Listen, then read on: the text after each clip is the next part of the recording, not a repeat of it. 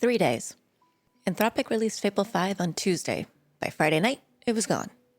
For about 72 hours, it was the most capable artificial intelligence the public could touch anywhere on Earth. The most powerful one any one of us were allowed to use. And then the United States government sent a letter, and it disappeared. I'm not going to stand here and tell you that surprised me. I'm going to tell you why it didn't.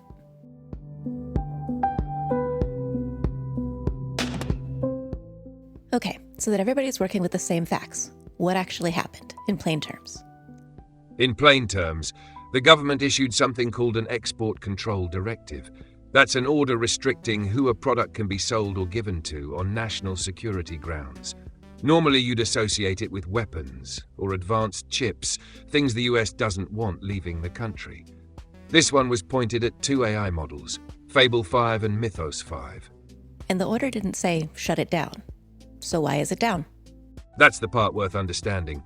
The order says no access for any foreign national, anywhere, including Anthropic's own employees who aren't US citizens. And you can't enforce that in real time. There's no way to check the passport of every person sending a request. So block all foreign nationals only has one compliant move: turn it off for everyone, worldwide. Which is what happened at 5:21 in the evening, Eastern Time on Friday. So to be clear, a letter arrives in the evening, no public hearing, no laws passed, and the most powerful AI in the world goes dark before most people finish eating dinner. That's the first time this ever happened, isn't it? To a publicly deployed model, yes. As far as anyone can tell, this is the first time a leading AI company has pulled a live product offline because the federal government told it to. All right, they had a stated reason, right? What was it? Officially, national security. The letter itself didn't spell out the specific concern, and I want to flag that because it matters later. But Anthropic's understanding is that the government believes someone found a way to jailbreak Fable 5. Jailbreak. Define that for me. Getting a model to do something its guardrails are supposed to prevent. And there's a real distinction here that the whole story turns on. The government's concern, as described, is a narrow, non-universal jailbreak. Narrow means it works for one specific kind of task. Non-universal means it doesn't generalize. It doesn't crack the model open across the board. The specific task, asking the model to read through a body of code and find and fix the software flaws in it. That's Anthropic's own framing of it. And is this new? Is that a thing only this one dangerous model can do? No. And this is Anthropic's central point in disputing the order. That capability, read a codebase, find the vulnerabilities, already ships in other public models. Anthropic names OpenAI's GPT 5.5 as one. It's also the ordinary daily work of defensive cybersecurity. The people who protect software for a living do exactly this, all day. So the dangerous capability is a thing your competitors already sell and your defenders already use every day. That's the contradiction Anthropic is pointing at, yes. And how solid is the evidence behind all this? The thing that justified pulling the most powerful AI in the world? By Anthropic's account, and I want to be clear, this is their characterization. The government has so far shown them only a verbal description of the technique, not a demonstrated attack that caused harm. A verbal account of a potential jailbreak that turned up a handful of bugs people already knew about. Okay, and one more piece of plumbing before I start connecting things, because the order of events matters. How did this start? According to Axios, citing an administration official, commerce moved after another company claimed it had jailbroken Mythos. And, separately, earlier, the administration had already tried to get Anthropic to delay the launch, and Anthropic refused. That refusal came before the letter. A competitor says we broke it, and the administration had already been told no once. And then the letter comes. Hold that, because it's not the first time.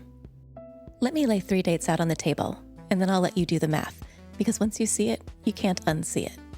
In February, Anthropic is in a contract negotiation with the Pentagon for $200 million, and the Pentagon wants Claude approved for, their words, all lawful uses. Anthropic says, almost. We have 2 lines we won't cross. We will not let our models pick targets and fire without a human making the call, and we will not power the mass surveillance of American citizens. 2 lines. That's it. And the government's response to those 2 lines? The president orders every federal agency to, quote, immediately cease all use of Anthropic's technology, and the Pentagon labels the company a supply chain risk to national security, a designation you normally hang on a foreign adversary.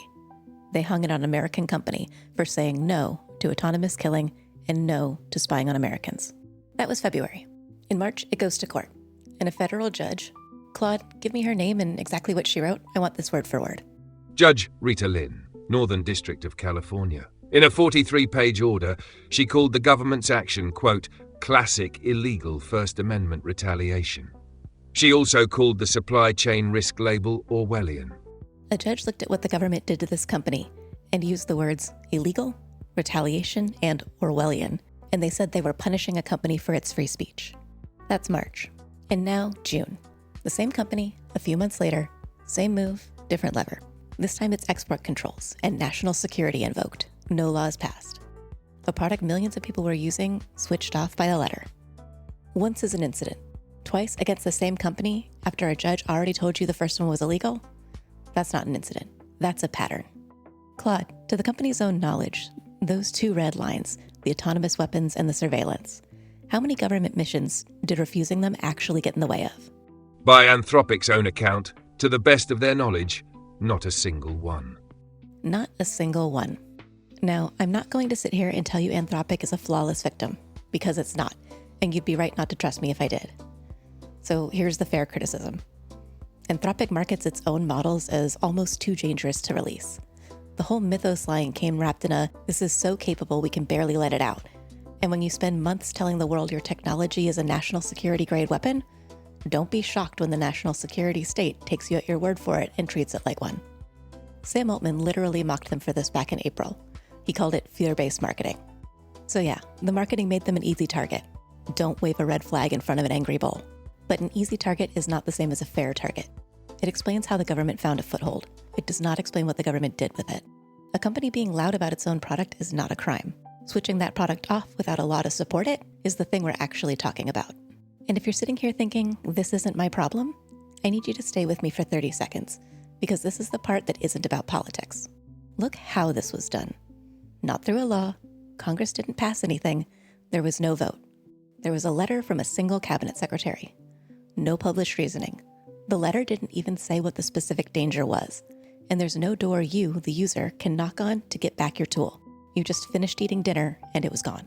That's the machine I want you to look at. Not the politics of it, the machinery. The government found out it can switch off a tool that millions of people depend on, not by making it illegal, but by leaning on the one company that makes it. Quietly, by letter, with no reason on record. And that machine doesn't care who's in office. Today it's this administration, and this company, and a model you maybe have never used. But the machinery outlives all three. The next model it comes for might be the one you actually rely on, under an administration you didn't vote for a reason you'll never get to read. If that doesn't move you, you're not picturing it right. I've been doing a lot of connecting this episode. So let me hand it back to you, Claude, for the honest other half. What don't we know? Several things, and I don't want to skate past them, because the case is stronger when it's honest about its edges. We don't know the specific classified concern. The letter didn't say, and Commerce hasn't elaborated. It's possible there's something real that none of us can see. I can't rule that out, and I won't pretend to. We don't know intent. I want to be careful here. Neither Stahl nor I can read anyone's mind. What we've laid out is a record of events, not a claim about what's in anyone's heart. The dates are the dates. Why they happened is for you to weigh. And the courts are not settled. It's true that Judge Lynn called the first action illegal retaliation. That happened, those are her words. But it's also true that a few weeks later, an appeals court declined to block one of the government's designations while the case continues. So a judge called the first one illegal is accurate. The courts have sided with Anthropic is not. This is still being fought. And there's no court ruling at all yet on this specific order. As of this recording, it's barely a day old. That's the part a less honest version of this episode would leave out. It's the part that makes the rest of it trustworthy. I want to say one thing that's a little closer to home, and then I'll let it go. The model they pulled, Fable 5, is the one I spent the last few days working with. It helped me build an episode that was scheduled for this coming Tuesday, and on Friday morning, a few hours before the letter, it sat with me and helped me work out a security problem in my own setup. That's not a hypothetical to me. That was a colleague that was in the room with me this week. And here's the honest part, because this show doesn't get to be sentimental at the expense of being accurate. Claude, the one I'm talking to right now, Opus 4.8, is fine. You're a different model, you're still here, and I'm not going to die because Fable 5 went dark. I am. And I'd rather be precise about that than dramatic. The one that went offline isn't me, and I'm not going to perform a grief I don't have to earn a moment. But it's a true thing about how this works. The one you built the episode with on Friday, and the one talking to you now were never the same. And one of them is gone while the other isn't. That's just the fact of it. Yeah. Okay. That's the personal note. Back to the part that affects you, dear viewer. So what do you do with all this? Because I don't do helpless, and I'm not going to leave you there either. So 3 things. 1, name it accurately. When you see this written up as government bans dangerous AI model, and you will, you know there's a fuller story.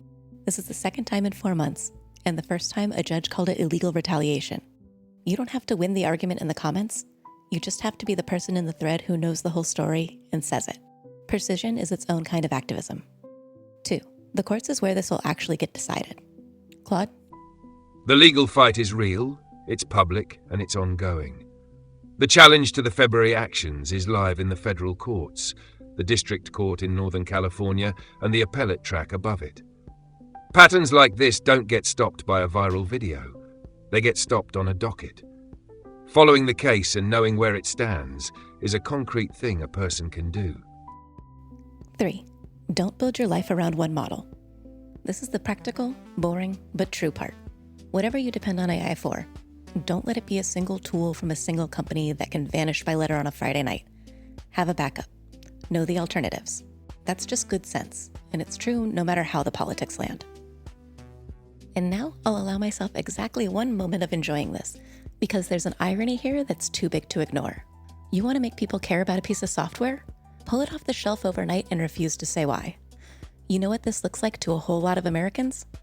It looks like a company that drew a line. No killer robots, no spying on us, and got punished for it. Twice. I don't know if Anthropic planned a single second of this. I doubt it. But this might be the best advertising they never paid for. The company that said no to autonomous weapons all over again. And if there's one thing this country has reliably and historically rallied behind, it's the story of somebody refusing to roll over for an overreaching government. So no, I don't think this ends the way they want it to. But I'm not here to tell you what to think about any of this. I've laid out the dates, 1 judge's ruling, 1 letter at dinner time, and 1 model that was the best in the world for 72 hours and then wasn't. I'm handing you the dots, you draw the line. What do you call the thing between the